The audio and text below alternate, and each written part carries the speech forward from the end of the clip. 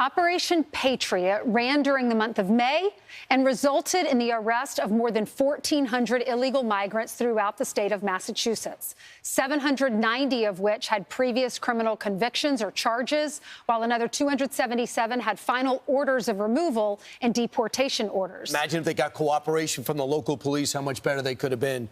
Fox News got to ride along with one of the teams last week. The U.S. Attorney for the District of Massachusetts is set to hold a news conference later today with ICE officials to discuss their results. Within like 3 or 4 hours, take a look at this graphic right here. These are some of the people they arrested while we were with them. There was a Salvadoran on El Salvador's most wanted list with an Interpol red notice out for aggravated murder, kidnapping, and robbery. You had a convicted child rapist from El Salvador, previously deported, living right next to a playground, I would add.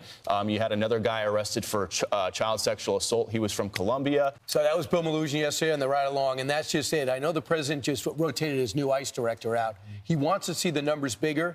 To me, I'm fine with the numbers because, number one, he's stopping new people from coming in. They're all running for cover at this point, and we're starting to squeeze it out, starting to squeeze these guys down.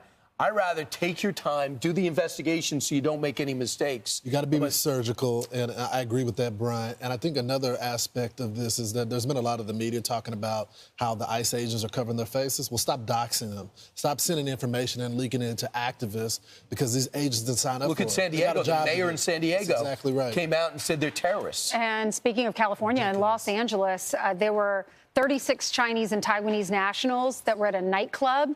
They were arrested. They are not supposed to be in our country. And then also the U.S. Coast Guard, they were able to go in and find the sailboat that was off the coast of California, and on board were 16 illegals from Mexico. They caught them. There was a C-130 Hercules airplane about 54 miles off the coast. They saw the boat.